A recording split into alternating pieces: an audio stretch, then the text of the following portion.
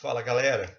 Olha nós aqui de volta. Vamos lá, todo mundo em quarentena. Quero que vocês respeitem a quarentena, tá? Protejam vocês, protejam quem vocês amam aí, tá? A situação é delicada, mas em breve estaremos juntos novamente para a gente ganhar um tempinho aí. Todo mundo está fazendo porra nenhuma, né? Deve estar aí coçando o saco, jogando videogame o dia inteiro. Então, reserva um pouquinho do teu tempo para aprender alguma coisa, tá? Reserva o tempo para criar um pouco de conhecimento, química, física, matemática, biologia, história, geografia, inglês, português, e o que tiver mais para ler, leia, aproveite seu tempo, tem o dia inteiro sem fazer nada, então dá um upgrade aí no seu nível intelectual, nos seus conhecimentos. Fechou? Para quem é do terceirão, essa aqui é a aula 3 de Química E. Para quem é do primeiro ano, essa aula a gente vai ver em breve também, depois que passar modelos atômicos. Para mim, é o assunto top. Para mim, é o assunto que eu mais gosto de ler, que é a descoberta que o ser humano fez em relação à estrutura da matéria. Tá? Essa descoberta do ser humano em relação ao átomo, para mim, é o mais sensacional do ponto de vista científico. E, junto com a descoberta do átomo, deixa eu arrumar meu cabelo aqui para ficar. Já não é muito bom, ainda fica bagunçado. Junto com a descoberta do átomo, a gente vai descobrir também um fenômeno chamado radioatividade, que acontece numa região específica do átomo, que é o núcleo. Então, primeira informação importante: quando a gente fala em radioatividade, a gente está falando de um fenômeno nuclear, um fenômeno que ocorre dentro do núcleo do átomo. Fechou? Vamos em frente.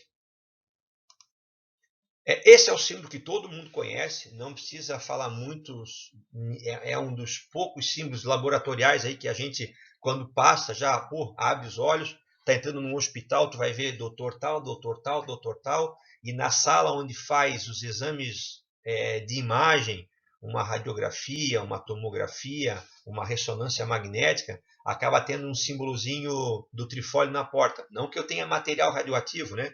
Mas é porque eu tenho energia ionizante lá dentro. Tá? E se você for num centro que faça radioterapia, por exemplo, eu tenho as radioterapias, por exemplo, com iodo radioativo, aí você vai ver mesmo o símbolo lá de material radioativo. Tá? Então, esse é um símbolo que todo mundo conhece, ele foi inicialmente proposto aqui nessa coloração de cima, tá vendo? É o trifólio com magenta, que eu não sei que cor é essa, aquela cor ali que parece para mim um rosa, mas eles dizem que é magenta, tá? E um azul no fundo. Aí quando você fez a demonstração dele, ele não chamou tão atenção quanto esse de baixo, na combinação amarelo com preto ou amarelo com magenta.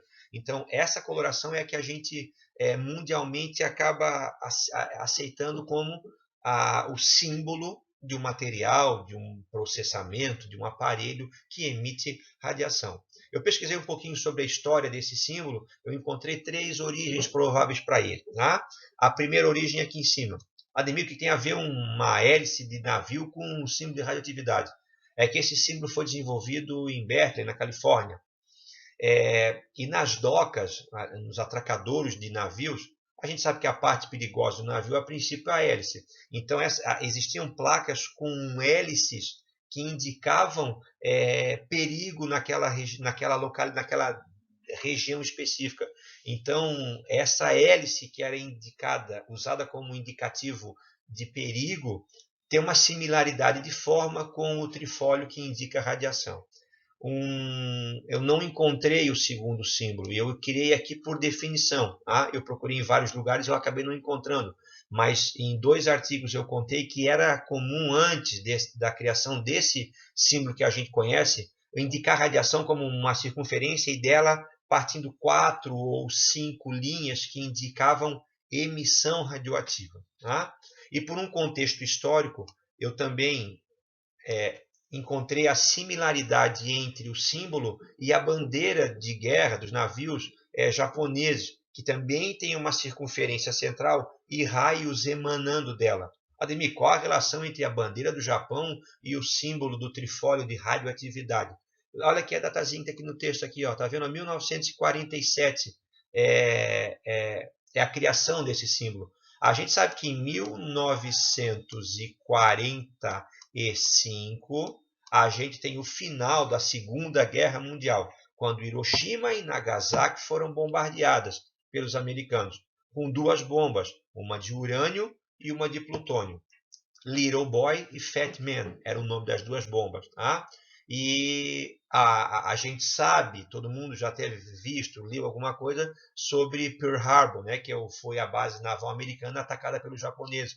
Então, eu estou falando de Califórnia, estou falando de litoral oeste americano. Tá? É de lá que partiram essas bombas para que das bases americanas fossem lançadas nas cidades japonesas.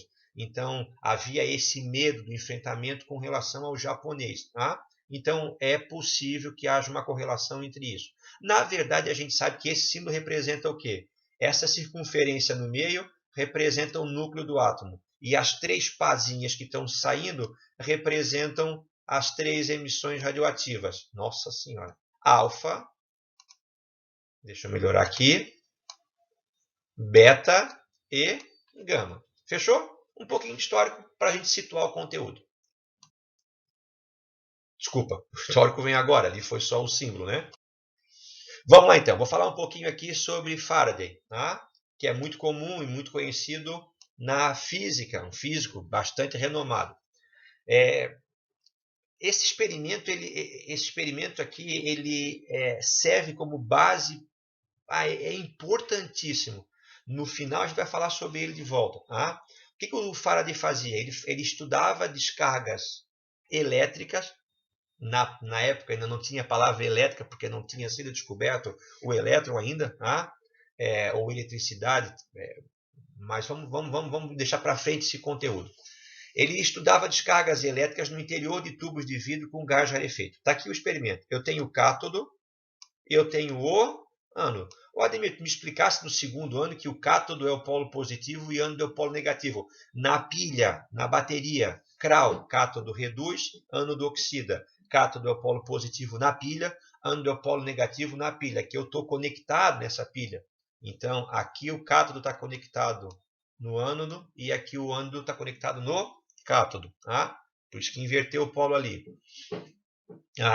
O que o Faraday percebeu? Primeiro, máquinas, aqui ó, eu tenho o tubo, eu tenho aqui embaixo uma saidinha na qual foi removido o gás no interior dessa ampola de vidro. O que o Faraday percebeu? Quando ele fazia uma descarga elétrica ali dentro, surgiam 2 luminescências, 2 luzes se emitiam em relação a essa descarga elétrica. Do lado do cátodo, havia sempre uma luminescência esverdeada, independentemente do gás que era usado. Do lado do ânodo, aparecia uma luminescência, uma iluminação, uma luz, que dependia da natureza do gás que tinha sido colocado no interior do tubo. O que? Então, o que chamou a atenção dele foi essa luminescência sempre igual, que partia do cátodo, tá? E que tinha essa coloração esverdeada. Pronto, ponto. Morreu ali o assunto. Tá? Não foi para frente porque, na verdade, eu precisaria que já tivesse tecnologicamente máquinas de vácuo mais intensas, que permitissem um vácuo de maior grau de ausência de moléculas no interior do tubo. Mas isso tecnologicamente viria um pouquinho mais para frente. Eu tenho aqui então o Crookes com o seu tubo de Crookes. Tá?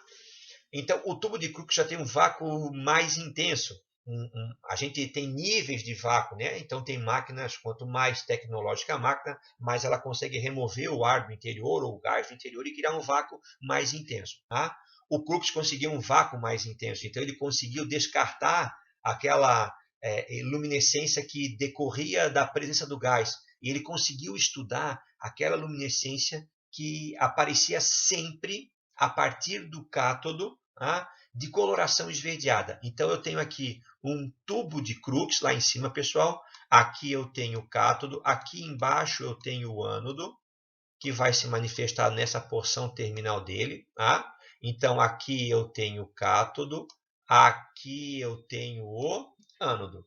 Gás rarefeito, então eu vou ter só, como eu tirei o gás, aquela luminescência que aparecia no cátodo, ela foi deslocada lá para o ânodo, já que eu não tinha mais nenhum gás lá dentro, praticamente nenhum gás. Tá? Eu tenho ali embaixo a descrição, então. Eu tenho o cátodo. Vamos lá. Eu vou fechar o circuito aqui, ó. Ele vem, está ligado no polo da bateria, do dispositivo que gera corrente elétrica, e está aqui o ânodo ligado no outro polo. Aqui eu tenho, então, uma diferença de potencial, uma DDP, uma diferença entre os potenciais. Tá? No tubo de Crookes girava em torno de 10.000 volts. Então, o que acontece aqui? Eu vou ter, então, esse raio saindo do cátodo. Olha lá, vamos acompanhar agora, vai correr lá. Correu. E ele, quando entrava em contato com o vidro do lado oposto, ele produzia uma luminescência, uma luz de coloração esverdeada, independentemente do gás que você havia colocado lá dentro. Ou seja, a gente começa a deduzir que o que está acontecendo ali é um fenômeno que é comum a toda a porção de matéria, porque todos emitiam a mesma coloração lá dentro. Tá? Eu tenho aqui, então, agora um experimento dos raios catódicos.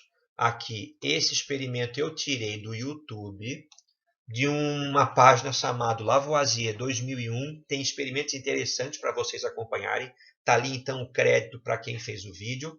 E eu vou primeiro comentar o experimento e depois eu vou dar justificativas em relação a ele. Tá? Propriedades dos raios catódicos. Então, eu tenho uma ampola de Crookes ali, um tubo de Crookes, está vendo? Ali eu tenho uma cruz de Malta que está conectada no ânodo. Eu tenho aqui um pegador preto ali, uma garrinha preta que está conectada no cátodo. Tá? E eles estão conectados a uma fonte de alta tensão. Pronto, liguei a fonte de alta tensão. Está vendo que está saindo do cátodo e projetando lá no ânodo, na parede de vidro, uma luminescência verde.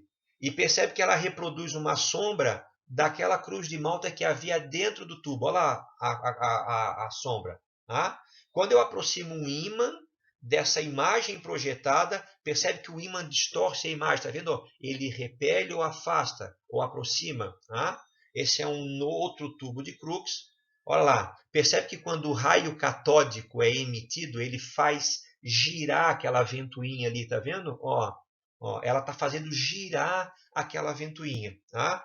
Então, essas são observações que Crookes fez e que Thomson aperfeiçoou e gerou a definição que a gente vai chegar agora. Então, vamos lá. Esses raios catódicos, eles são iguais para toda o tipo de amostra que você usar de gás rarefeito no interior do seu tubo. Eles percorrem uma trajetória em linha reta, tanto que geram uma sombra compatível com a imagem do obstáculo que tinha no interior do tubo. Tá? Eles têm massa, porque eles fazem girar aquela ventoinha. Tá? Se você fizer com a luz, eu estou falando ensino médio. Se você fizer com a luz não vai fazer girar, porque a luz não tem massa. Vamos trabalhar esse conceito mais para frente. Tá? Então, esse raio catódico ele é comum a todo mundo, propaga-se em linha reta, tá? Sofre interferência de campos elétricos, ou seja, ele é aproximado pelo campo positivo e repelido pelo campo negativo, ou seja, esse raio tem natureza elétrica negativa, possui massa, propaga-se em linha reta e independe do material com o qual você está trabalhando. J.J. Thomson um engenheiro alemão produz para ele, ou produz para a ciência de modo geral, uma câmara de vácuo mais intensa, o que faz com que você consiga retirar mais o gás ainda lá de dentro e estudar realmente as propriedades do raio catódico. E aí o Crookes descobre isso tudo que eu havia falado, e ele faz uma relação entre a carga do elétron e a massa do elétron. E ele compara isso com o cátion do hidrogênio, com o H+. Tá? O H+, o elemento mais simples da natureza. Ele percebe que essa relação entre a carga desse raio catódico pela massa desse raio catódico, ela é em torno de 2.000 vezes maior do que a relação entre a carga do hidrogênio dividido pela massa do cátion, do hidrogênio. Tá? O que está comparando? Olha só, ainda não é dele a descoberta, né? Como é que é o átomo de hidrogênio? Alguém lembra? A gente sabe, né? Vamos botar aqui, ó.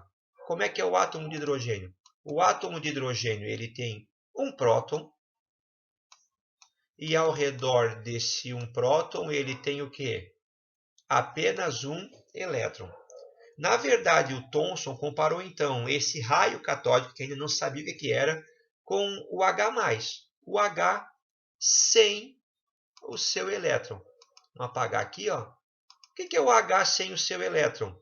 Pô, galera, o H sem o seu elétron nada mais é do que o próton.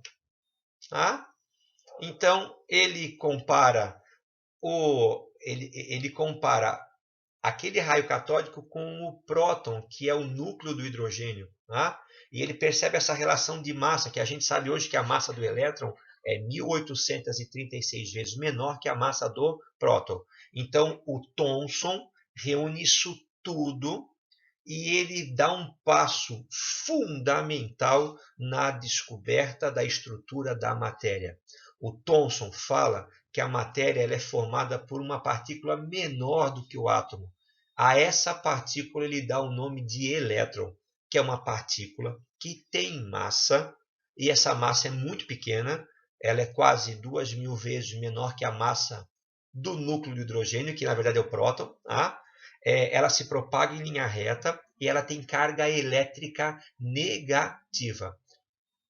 Imagina o impacto na sociedade científica a descoberta de que existem partículas que são menores do que o conceito atômico proposto pelos gregos, tá?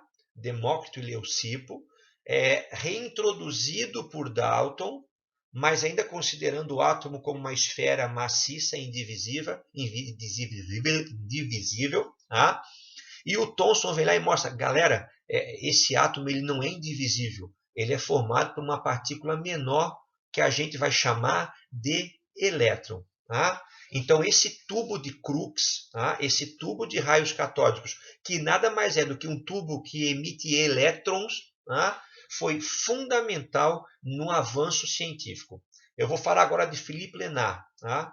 Um francês que ficou a um trisquinho. Ele deixou o seu nome, ele foi prêmio Nobel de Física, tá? Pelo estudo dos raios catódicos, só que ele fez uma modificação. Não sei se foi ele que fez, mas ele fazia estudos. Tá vendo aqui? Ó, eu vou colocar aqui para vocês. Espera aí. Vamos pegar aqui uma canetinha. Tá? Eu tenho aqui o mesmo tubo de raios catódicos. Cátodo, ânodo, ligado numa fonte geradora de alta voltagem. Aqui eu tenho o raios catódicos, que a gente já sabe que não é um raio catódico, é um feixe de elétrons. O que o Philippe Lenard fazia?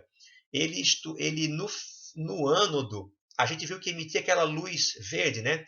Ele tirou aquele ânodo e ele colocou placas de metal, placas de alumínio. E olha o que ele percebeu. Ele percebeu que quando a emissão de raios catódicos, de elétrons, ela colidia contra aquela chapa metálica, se eu tivesse do lado de fora do tubo de raio catódico, próximo dele, algum material fosforescente, ele iluminava. E se eu tivesse alguma chapa de fotografia, ela manchava. Vocês estão entendendo? O raio catódico, os elétrons colidiam contra um anteparo metálico e dessa colisão eles impressionavam filmes fotográficos próximos essa parte anódica do tubo dos raios catódicos. Tá? Eles ficaram discutindo a natureza disso. O Crookes falava que não podia ser o elétron, porque o elétron era uma partícula, então ela não tinha como atravessar a lâmina metálica. Tá? E a discussão foi do que estava sendo emitido a partir da colisão do elétron contra essa lâmina metálica. Uma lâmina que tinha 0,005 milímetros de alumínio. Tá? Então, o Philippe Lenard chegou a um passinho de descobrir um outro fenômeno físico-químico importantíssimo. Tá? Eu vou ler aqui porque eu acho interessante. Isso aqui é uma transcrição de uma parte de uma carta de um cara chamado Wilhelm, agora eu vou meter um alemão aqui, eu meter uma boleiragem de um alemão que eu não falo porra nenhuma. Tá? Wilhelm Kochen-Hirchen. Tá? Esse alemão mandou uma carta para o Philippe Lenard, para o professor Philippe Lenard. Honrado doutor, como eu gostaria de repetir sua importantíssima experiência. Favor indicar um produtor confiável para a janela de folha de alumínio. Ou seja, o Hirchen queria... Onde é que ele conseguia comprar aquelas folhas de alumínio tão delicadas, tão finas, para repetir o experimento do Lenard no seu laboratório? O Lenard mandou para o Hirchen uma resposta. Muito honrado professor. No momento não disponho de um bom fabricante, por isso envio 2 folhas do meu estoque e elas têm 0,005 milímetros de espessura. Atenciosamente, Philippe Lenard. Ah? Vamos lá, quem é esse cara que o Lenard estava mandando as folhinhas de alumínio para ele fazer esse anteparo ali? É o cara que descobriu o raio-x. Na verdade, o Philippe Lenard já tinha descoberto o raio-x, mas não sabia o que era aquilo. Tá? Então, quando você pega o elétron e você acelera ele, e ele se choca contra uma superfície metálica, da colisão desse elétron contra essa superfície metálica, essa excitação libera fótons, e esses fótons são o que a gente conhece por raio-x, na verdade. Né? Então ele havia descoberto o raio-x, mas não conseguiu descrever o que tinha descoberto. O Wilhelm Kochen-Hirchen está aqui, tá vendo, pessoal? Olha lá, ó. Olha aqui o tubo de Crookes modificado, tá vendo aqui? Ó? É o mesmo tubo de Crookes. Ele está conectado numa fonte geradora de alta voltagem. Tá? E aqui embaixo eu não tenho mais o vidro. Eu tenho, então, um anteparo com aquelas lâminas de alumínio. Então, esse tubo de Crookes modificado, tá? Que é o tubo do Lenard. Então, eu tenho aqui o cátodo, lá vem o feixe de elétrons, ele é lançado, ele se choca contra o anteparo metálico e dele é emitido os fótons. Ali embaixo está a mão da esposa, está aqui, ó. Está a mão da esposa do Wilhelm Conrad Hirchen. Tá? A esposa dele é a primeira radiografia publicada oficialmente. Então, o Wilhelm Conrad Hirchen descobriu esses raios que não eram os raios catódicos. Tá? Eles eram raios emitidos a partir da colisão do feixe de elétrons com um anteparo metálico. Como ele não tinha nome para dar, ele deu a mesma incógnita que a gente usa na matemática, que é o raio X. Tá? Então havia sido descoberto o raio-x, ou seja, havia sido descoberto uma outra natureza de emissões, tá? um outro tipo de onda eletromagnética de alta penetração. E isso foi uma loucura. As publicações, o Wilhelm Conrad Hirchen, na noite que ele descobriu isso, ele atravessou a mão na fonte de radiação e depois ele testou com tudo que vocês podem imaginar. Ele colocava caixa papelão, ele foi fazendo uma série de testes para medir a penetrabilidade dos raios recém-descobertos, que eram o raio-x. Tá? Então, o Philippe Lenard ficou... Ele descobriu, mas não teve como explicar. O Wilhelm Conrad Hirchen explicou, e é ele, então, o primeiro prêmio Nobel de Física da história da humanidade com a descoberta dos raios-x. Então, aqui eu tenho o raio-x. Eu vou botar isso, e é para tirar uma questão que o aluno sempre... David, mas é que eu vou usar isso? Por que eu uso? Ó, esse é o raio-x, todo mundo já fez, ou vai fazer algum dia um raio-x, seja ele médico ou odontológico. Tá? Olha o raio-x, eu tenho um cátodo e eu tenho um ânodo. Aqui eu vou ter, pessoal, um microcircuito elétrico, vai girar elétrons. Aqui eu controlo ele pela miliamperagem, tá vendo? Quanto mais amperes eu tiver, mais elétrons circulando eu vou ter. Quanto mais elétrons circulando, mais intenso é o raio catódico, tá? Maior é a emissão de radiação. Então, o que acontece aqui? Eu vou ter aqui. E eu vou ter aqui o controle da quilovoltagem.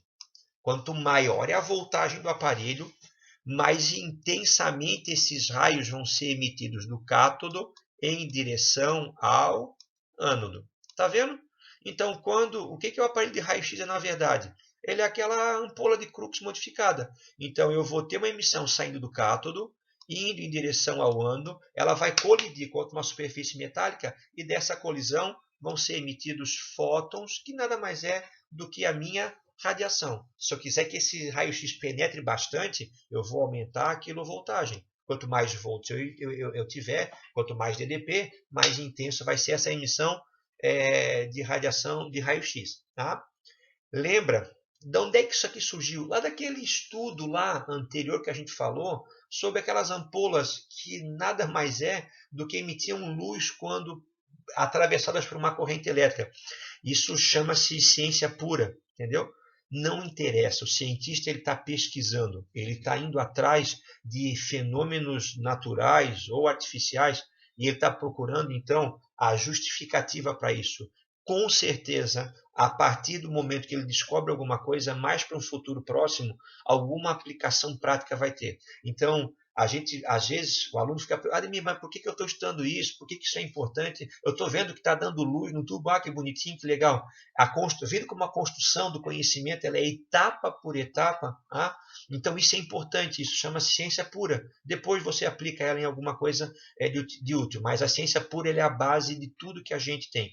E nós estamos agora passando por um momento do coronavírus. Hoje a gente valoriza o cientista, é o cara que está pesquisando lá a vacina, a transmissão. Bom, se a gente tivesse mais institutos tipo Adolfo Lutz ou Fiocruz, para que a pesquisa fosse mais intensa. Então, nos momentos de necessidade, é o cientista o berço da produção de conhecimento e das revoluções tecnológicas. Falei massa, hein? Viu? Valoriza o cientista, valoriza o pesquisador. E então, teve o tubo de Crookes, legal, Thomson, a descoberta do elétron, o Röntgen, a descoberta do raio-x, e daí eu vou para a França agora, então a gente estava na Inglaterra, né? A Inglaterra com Thomson, muda para a Alemanha com o Röntgen, vamos partir para a França. Henri Poincaré, ficou maravilhado por esse raio-x. E ele começou, então, num dos seus artigos, ele fala que esse raio-x se propaga em linha reta, não é igual à luz, nem às ondas de rádio, os raios hertzianos, do infravermelho ou do ultravioleta, porque não refletem nem se refratam. Não são os raios catódicos, porque não são desviados pelo ímã, e nem são absorvidos rapidamente pela matéria. Apresenta, sem negar, conjectura de Röntgen sobre as ondas longitudinais do éter, que era o raio-x, e afirma, seja o que for, estamos diante de um agente novo, tão novo quanto eram a eletricidade no tempo de Gilbert ou o galvanismo no tempo de Volta. Ou seja, ele ficou maravilhado por essa nova fonte de energia que diferia da luz, da onda do ultravioleta, do infravermelho, dos raios catódicos. Então, o Henri Poincaré, a gente considera como o cara que estimulou o pensamento em relação a essa nova especialidade da física e da química que acabara de surgir. E aí eu tenho o Henri Becquerel. Então, eu vou traduzir ali. O Henri Becquerel ele ficou maravilhado com o experimento do Röntgen, só que ele estudou, aí é o pulo do gato, né? Que havia substâncias que naturalmente tinham aquela mesma capacidade do raio-x. Substâncias que atravessavam objetos, que manchavam filmes fotográficos, mas isso era natural, não era ligado a nenhum dispositivo. Então existiam substâncias que emitiam essa radiação similar ao raio-x, mas era natural. A essas substâncias foi dado o nome de raios de Becquerel, que era um fenômeno natural que algumas substâncias tinham, de serem fosforescentes naturalmente, de estimularem a fosforescência em outras substâncias, de mancharem filmes de fotografia e de percorrerem distâncias no espaço, penetrando outros objetos. A essa descoberta dele, que não se descreveu muito a natureza dela, se chamava de raios de Becquerel.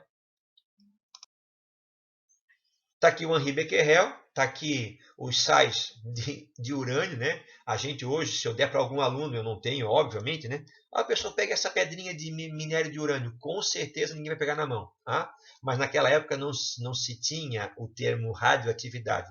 E aqui eu tenho aqui embaixo, então, o manchamento de um filme fotográfico condizente com a amostra que foi colocada sobre ele, indicando que esse material tinha capacidade de emitir algum tipo de radiação nova, similar àquele raio-x que o Roentgen havia descoberto, só que natural. Tá? Era uma emissão natural.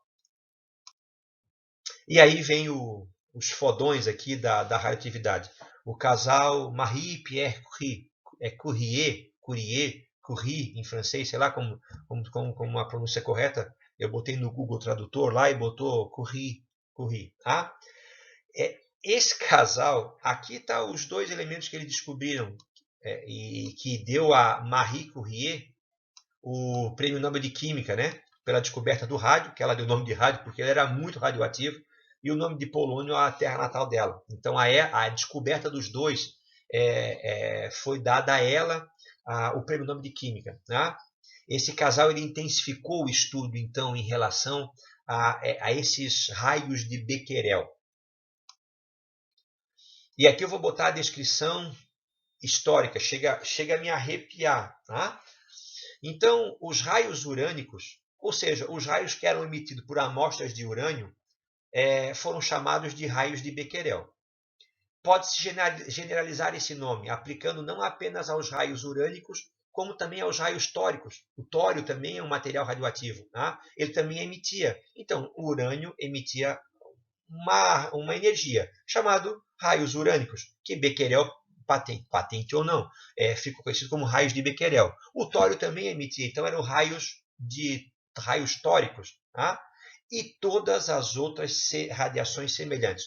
Chamarei de radioativa a substância que emite raios de Becquerel, independentemente da sua fonte. O nome de hiperfosforescência que foi proposto para o fenômeno parece-me dar uma falsa ideia da sua natureza. Marie Curie, 1899, página 42. Ou seja, ela está descrevendo o que ela passa a chamar agora de radioatividade. Desculpa.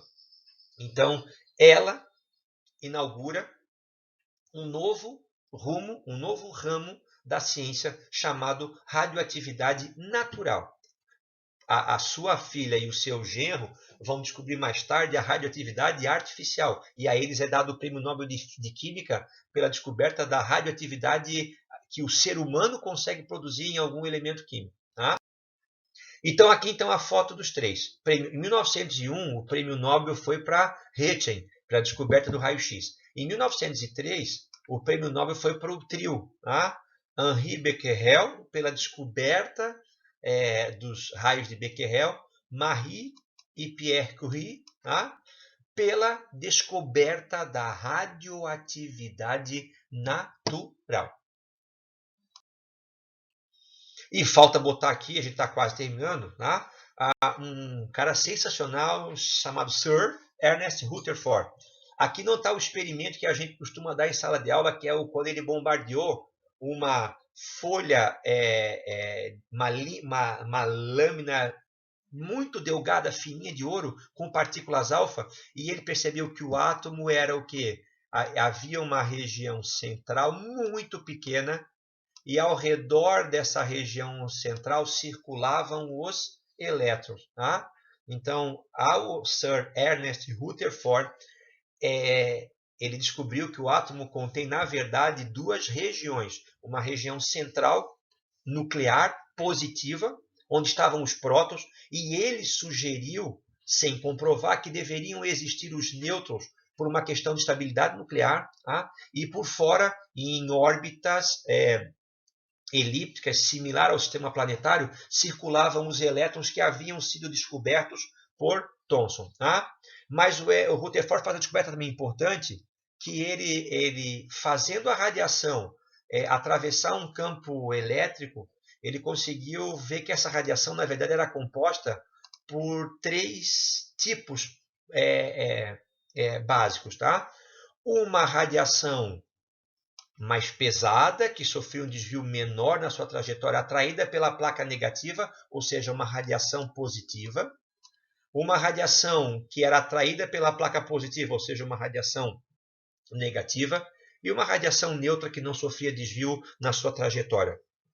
Então, eu estava diante do que a Marie, o Pierre e o Becquerel descreveram como radiação, na verdade eu tenho 3 tipos de radiação. Uma alfa, que é pesada e positiva, uma beta, que é leve e negativa, e uma nula, uma onda eletromagnética, que é a radiação gama. Aqui estão as três pazinhas do trifólio lá do começo da aula, que são os 3 tipos de emissões radioativas. Lembrando que essas emissões, elas sempre partem do núcleo, por isso que radioatividade é um fenômeno nuclear. Para a gente encerrar, faltava a última partezinha desse nosso átomo, que foi a última partícula a ser descoberta por James Chadwick, tá? Que descobre então o nêutron. Vários haviam feito experimentos similares ao dele, mas ele foi o que deu a comprovação. Está vendo aqui na minha equaçãozinha química? Eu tenho o berílio, que está sendo bombardeado pelo hélio. Na verdade, o núcleo do hélio é a partícula alfa. Do bombardeio do hélio com o berílio, eu vou originar o carbono 12. Está aqui, ó. Só que se você somar a massa do hélio com a massa do berílio, vai dar quanto? 13. E você originou depois disso o carbono de massa o quê? 12. Está faltando 1 ainda. Tá? Aqui embaixo, a partícula alfa tem 2 prótons, o berílio tem 4 prótons, o carbono tem 6 prótons. Ou seja, eu tinha 6 prótons no começo, eu continuo a ter 6 prótons no final, ou seja, próton nenhum. A essa partícula remanescente do bombardeamento do berílio com hélio, que tem massa 1 e carga 0, James Chadwick deu o nome de nêutron. E aí então está completa a minha estrutura básica inicial do átomo. Um núcleo denso e positivo, que contém prótons e nêutrons. Ao redor desse núcleo estão orbitando e girando os elétrons. Dentro desse núcleo, em alguns elementos químicos, é emitida uma forma de radiação, que vamos ver mais tarde qual é o propósito dela, mas naturalmente se emite radiação de 3 naturezas: partícula alfa, partícula beta, porque tem massa, do ponto de vista fundamental, e a radiação gama, que é uma onda eletromagnética. Fechou? Então essa é a introdução para o assunto radioatividade. Galera, um abraço, até a próxima aula.